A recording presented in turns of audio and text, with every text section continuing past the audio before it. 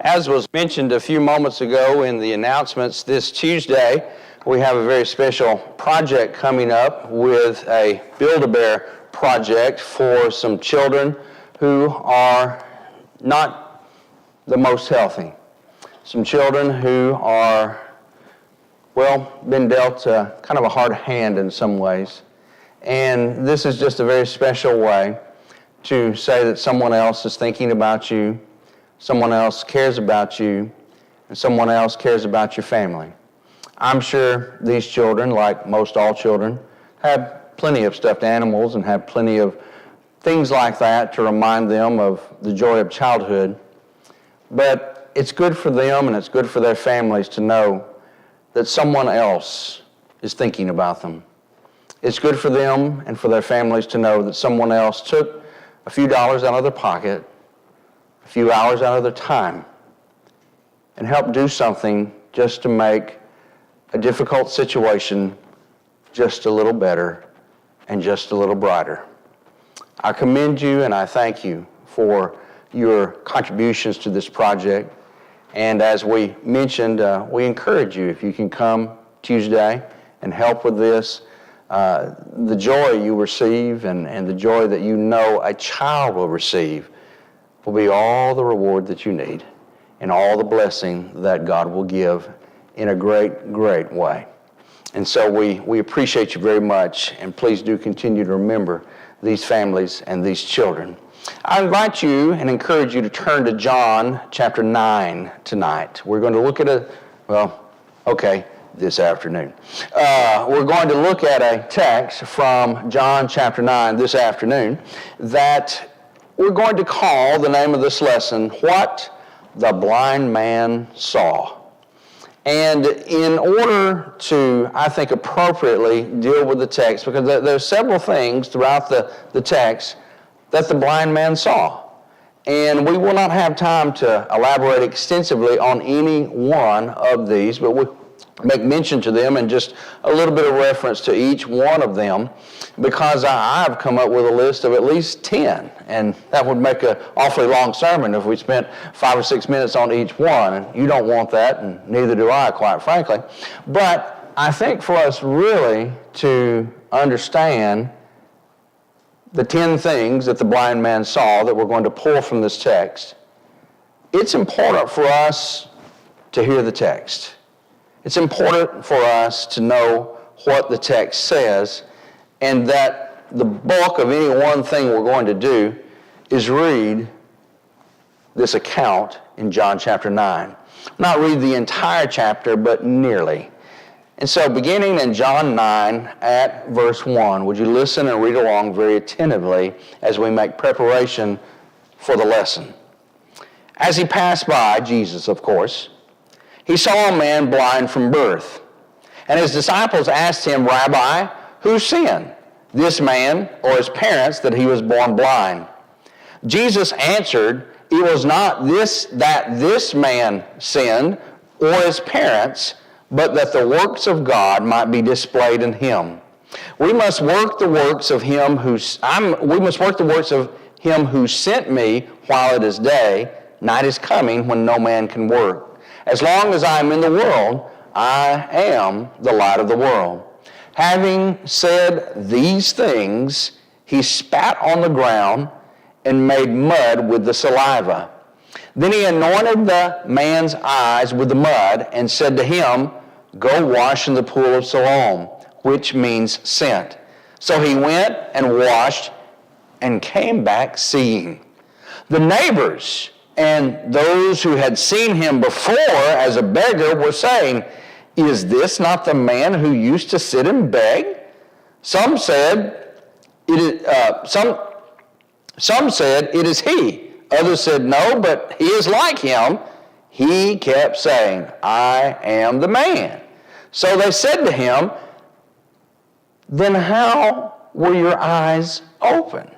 He answered, The man called Jesus made mud and anointed my eyes and said to me, Go to Siloam and wash. So I went and washed and received my sight.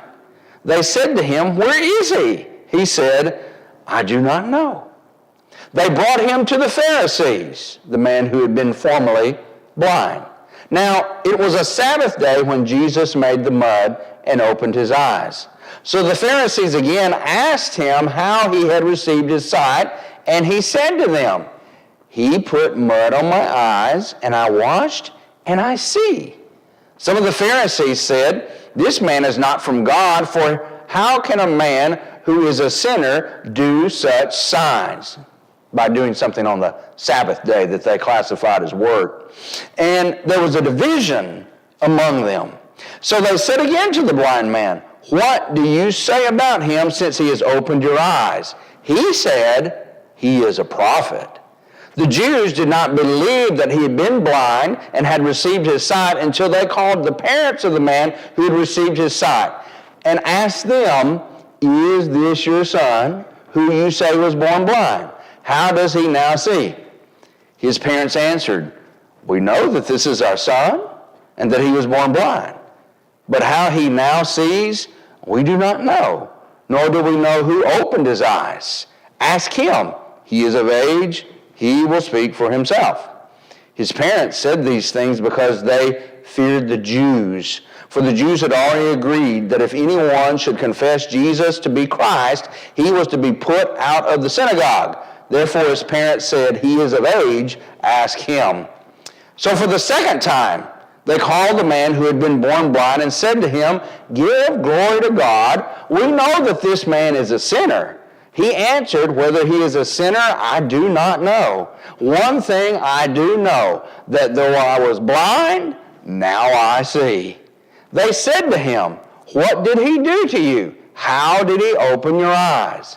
He answered them, "I have told you already, and you would not believe." He answered them, "I have told you already, and you would not listen. You would not believe. Why do you want to hear it again? Do you want to become his disciples?"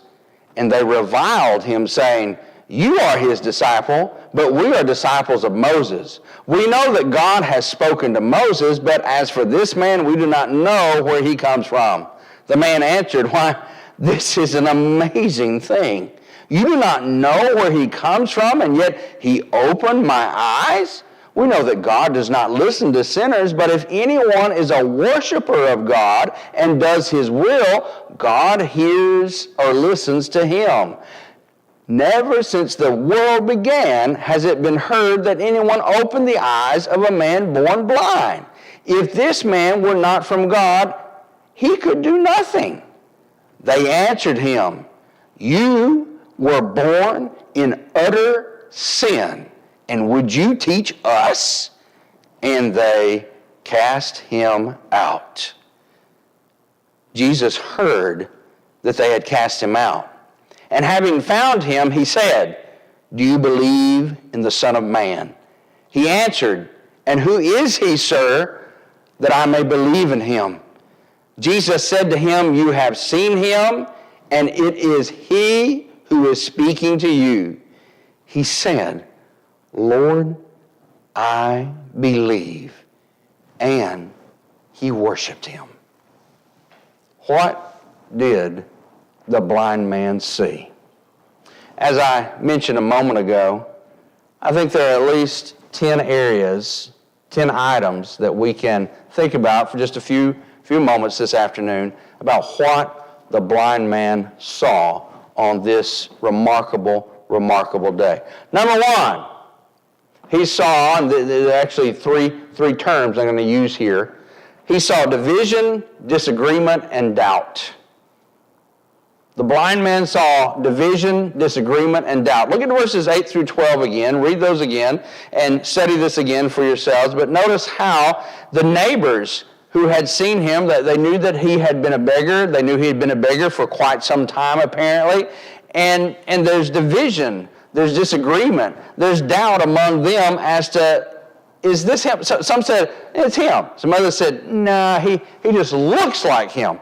And it's remarkable that there was this division about somebody that they had seen probably nearly every day of their lives, or at least pretty consistently. And some are saying, that can't be him. because he's been blind all his life. He's been a beggar, as long as he could possibly be. And so there's all this division, there's this disagreement, and there's doubt. It's not the first time he's going to see this today, but it begins with those who you would have thought would have recognized him off the bat. He had heard their voices probably for a long time, for many years, but had never seen their faces. You would have understood if he didn't recognize them. But how on earth is it that they didn't recognize, if he didn't recognize them, but how on earth is it that they didn't recognize who he was? Because they had seen him so much and so regularly and so consistently. It's completely backwards from what it ought to be. And so, yes, he sees this division among even the neighbors. You'll see it a little later with the Pharisees and the Jews.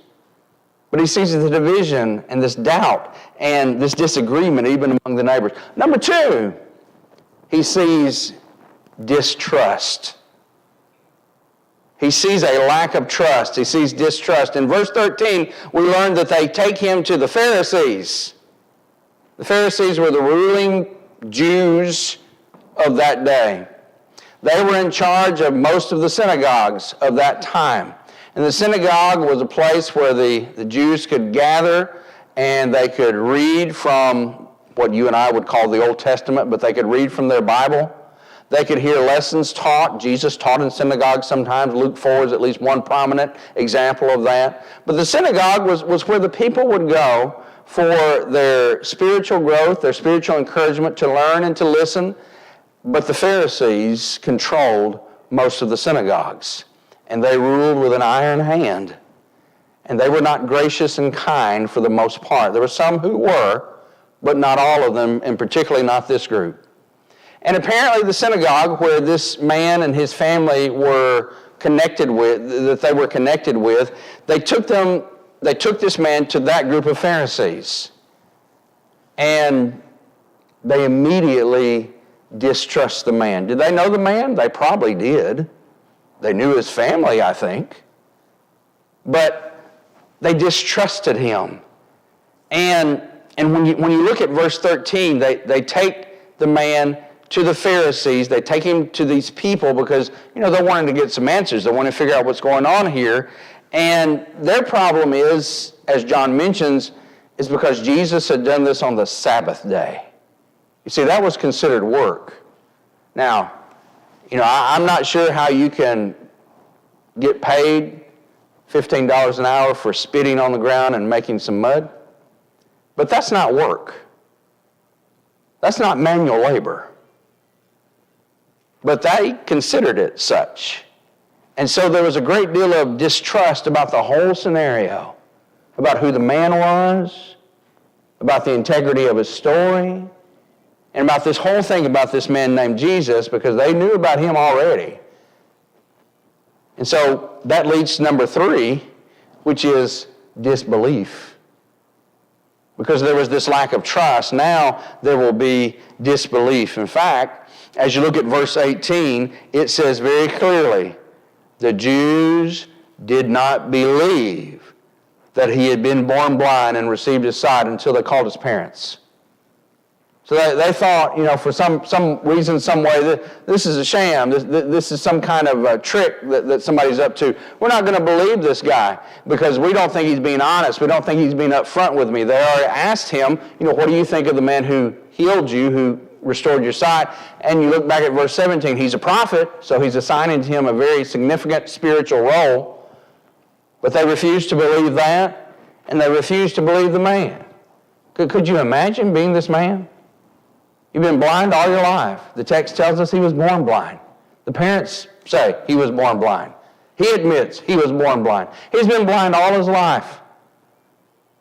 And some of the first things he sees, division, doubt, distrust, disbelief. What a beautiful day this is shaping up to be so far. But this leads to even further. And number 4, what he saw, disappointment, I think. In verses 18 through 23, once they called the parents in, the parents of this man, their child who had been born blind, I don't know how old he is, but they say he is of age. which seems to indicate in Jewish culture he was probably about 30 or older. And the parents are unwilling to support the obvious truth. They say, yes, he's our son. Yes, he was born blind. Been blind all his life. Yes, somehow now he sees. But they were unwilling to go any further. They're unwilling to repeat and affirm what their own son had told them. That Jesus had done this. That a miracle had happened. I'm sure it was hard for them to fully process themselves. I think I would have been having a hard time with it, but man, I would have been telling everybody I saw. Nobody would have gone without knowing, guess what just happened to my son? But it says they didn't do that because of the fear of the Jews. Because like I said, these Jews, these Pharisees, they ruled those synagogues with an iron hand. And it says that they had already said, if anybody confesses that this man is the Christ, this charlatan, this guy that we don't trust, this guy that we don't believe, we're going to kick you out. We will cast you out of the synagogue. We will excommunicate you. We'll withdraw our fellowship from you. You no longer have part, parcel, and privilege here. We'll take away all your spiritual privileges, your spiritual connection. You'll be an outcast. You'll be on the blacklist. You're dead to us. It was quite a threat, but they meant it. And they would assuredly do it, as we'll see a little later in the text. And so for that fear, they compromised and refrained from affirming their own son's victory. The text does not tell us this, and maybe I'm speculating too much, but don't you think the unnamed blind man was just a little disappointed in mom and dad? And so on the first day that he receives his sight, the first time he's ever laid eyes physically on his mom and dad, this is what they do. It had to be disappointing. Number 5, he also saw disrespect. In verse 28, it tells us that they reviled him. I don't know what they said. I don't know what kind of words they used or how ugly they got. But it says they reviled him. You know, he'd been able to hear all his life. And now, for the first time in his life, he's able to see. And this is what he sees. And now he's seeing the reviling and hearing it as well. They reviled him. And then when you look a little further down in the text at verse 34, they tell him, you were born in utter sin. Which goes back up to verse 1 and 2, where when the disciples of Jesus saw the man, they say, who sinned, this man or his parents? Because somehow something like that had to be explained as a punishment from God because of someone's sin. And so this guy or his parents, they must have sinned somewhere. And you know what? You know what Jesus' answer was? Neither one. That's not the case here. That's not the issue. Some people lose their sight or other functions because of sin. Certainly they do, but not always. That is not a blanket statement. Jesus said, basically, you are wrong. You have made a bad mistake. In fact, instead of this being about sin, it's about the glory of God. And so they disrespect him. And not only do they disrespect him, they show some kind of disrespect to Jesus as well, because in verse 24, they call him a sinner. You know, we know this man's a sinner. And so there's disrespect, and plenty of it to dole out to everyone that these Pharisees think is unworthy of their respect. Number 6, he saw dishonor. He saw dishonor. In verse 28 and 29, the text tells us that after they reviled him, and they said to him, "You are his disciples, but we are disciples of Moses. We know that God has spoken to Moses. As for this man, we don't even know where he comes from." You see, they dishonored Moses, really, didn't they? Because Moses, wasn't it Moses who wrote in the book of Deuteronomy about that God would raise up a prophet like unto him, but greater than him? Wasn't it Moses that wrote about Abraham in the book of Genesis, gave us that record, and that we learn later in the book of John, where we learn in the previous chapter of John that Abraham saw Jesus' day and was glad and rejoiced about it? Didn't Moses tell us about that? Were they really honoring Moses by saying they were Moses' disciples? And instead, they chose to dishonor Moses this way. They chose to dishonor the Lord, and ultimately said, "We will not be his disciple. No way. We don't even know where he's from." The insinuation there is, he's from the wrong side of town. He's from the wrong side of the tracks. He's from the wrong neighborhood. He's the wrong person. He doesn't fit any of our preconceived ideas. And so they dishonored him, and they dishonored Moses as well. And then he sees, number 7, disgust. When you get down to verse 34 and they tell him, "You were born in utter sin," obviously that's pretty disgusting. But then look at what they say. "And do you teach us?" You hear the condescending attitude, the hateful spirit. The meanness is just dripping off of every word. "And do you teach us?" It was cruel. It was unkind. And they treated him like garbage instead of rejoicing and being so happy that a man who had been born blind had received his sight. They say, "You're born in utter sin, and just who do you think you are to teach us?" And this is what he's seeing.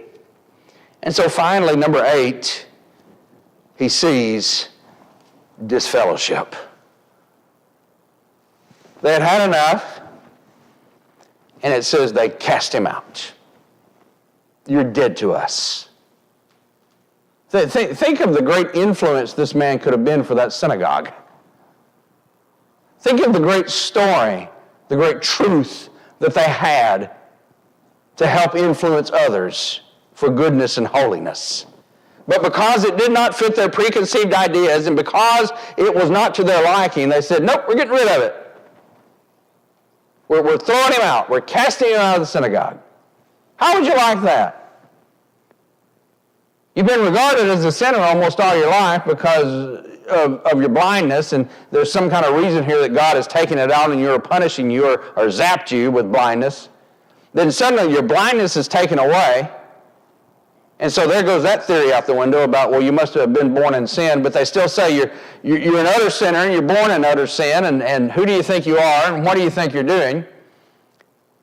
And they realize, if we keep this guy around, it's just going to be a continual headache, so let's just get rid of him. And out he goes. At the expense of their ego. At the expense of their own arrogance and pride. They will sacrifice this man and throw him out of the synagogue and sever the spiritual relationships that he can now enjoy, having been an outcast, having been regarded as one punished by God and rejected by God, having to sink down to the level of being a street beggar. After all these years, his life can finally change and turn around. But oh no, they would not let him have that blessing or privilege. And so we have ticked off 8 on our list, negative things the blind man saw. Number 1, there was division, disagreement, and doubt. Number 2, distrust. Number 3, disbelief. Number 4, disappointment. Number 5, disrespect. Number 6, dishonor. Number 7, disgust. Number 7, disfellowship. But let's not leave it on all this negative note, because the day does not end that way. There are two more items that I want us to tick off on our list that are much more positive in nature. Number 9, after seeing all these terrible things, number 9, he sees deity. Verse 35 through 37, Jesus asked him, "Do you believe in the Son of Man?" The man knows a miracle has been worked on him. The man knows that the person who worked the miracle is not a sinner. He called him a prophet. He called him a holy man. He called him someone that God has sent. And when Jesus said, "I am he," Lord, I believe. He sees deity. He sees Jesus. He sees the Son of God, Son of Man. And number 10, he sees the need for devotion. Because the last words in the text that we read in verse 38 says what? He worshiped him. So when he saw deity, he saw the need to devote himself to him. And he worshiped him. You know, for a guy who had had something so great happen to him, it sure had been a pretty stinky day until now.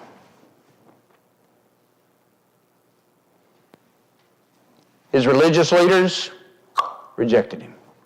His neighbors, I don't know him.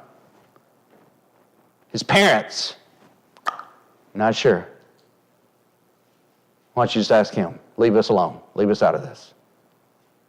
And support system after support system after support system went down, down, down, down.